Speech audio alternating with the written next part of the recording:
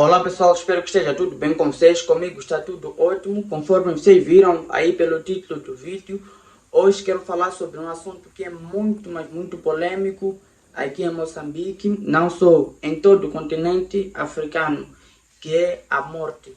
A morte, assim como em diversos outros países daqui da África, em Moçambique constitui um tabu. Isso deve-se a inúmeras razões e uma delas é que aqui acredita-se que a morte não é um fator biológico, ou seja, a morte é uma transição da vida normal, né, para vida para o mundo espiritual, do mundo normal para o mundo espiritual. Então, por causa disso, ou seja, as razões que levaram a essas crenças ganharem forças são que acredita-se aqui que os ancestrais são deuses, ou seja, eles influenciam diretamente a vida dos seus descendentes.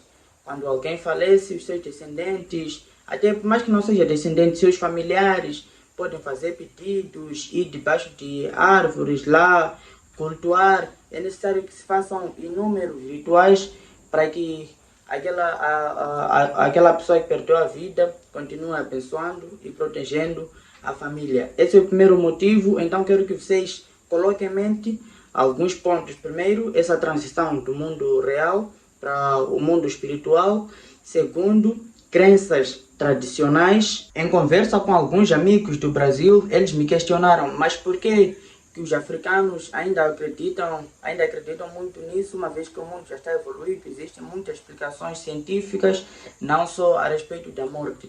Então, essa crença ainda permanece por algumas razões. Primeiro, é o medo do desconhecido. A morte, conforme eu já disse outrora, ainda é um fenômeno muito pouco discutido. Então, as pessoas têm medo, em caso de se pronunciar a respeito da morte, que o morto, né, a pessoa que perdeu a vida, venha perturbar os vivos. E também para buscar aquela proteção, conforme eu também já havia dito.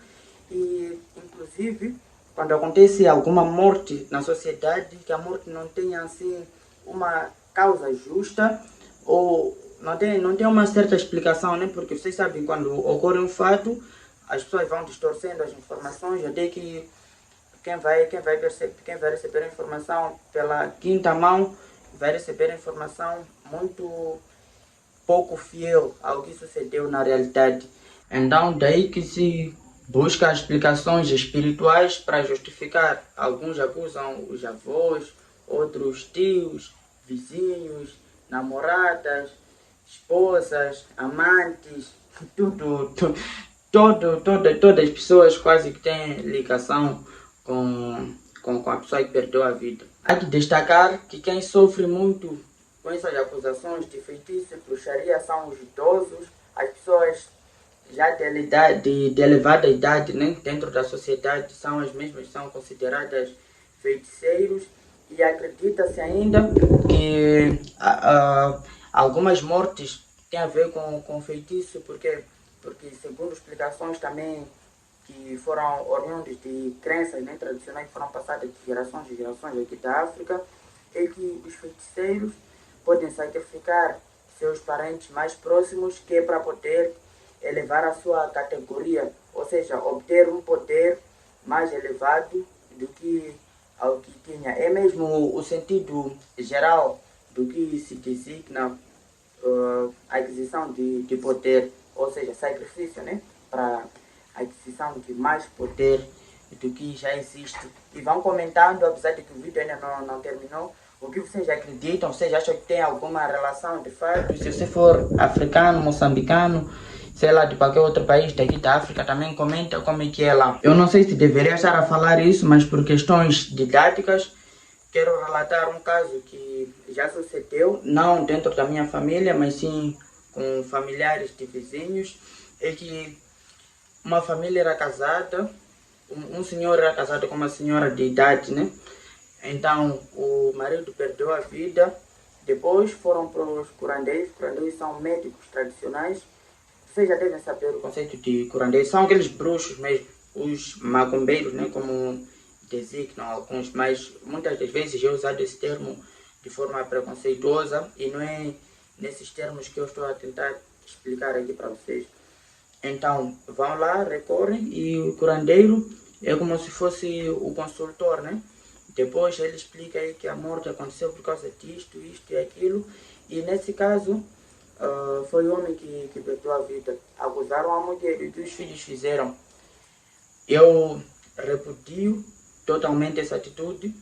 Fizeram o seguinte: foram à casa, espancaram a mãe, retiraram ela de casa, devolveram aos familiares dela, da mãe no caso. Tiveram que mandar a mãe para outra província, para os familiares dela, de acolherem. E eles se apropriaram dos bens da casa, carro, etc. Inclusive, isso foi uma das razões também que influenciou para que culminasse na alteração da lei da família, que agora inclui, felizmente, a mulher como herdeira legitimária, aquela que, independentemente da disposição do autor, esses são os direitos necessários, não tem como ser excluído, sem prejuízo do que a lei estipula, nem que são as causas para exclusão deste direito. Então, eu quero ouvir vossa opinião. Vocês concordam com isso? Vocês acham mesmo que, por causa do medo desconhecido, qual é a vossa visão mesmo?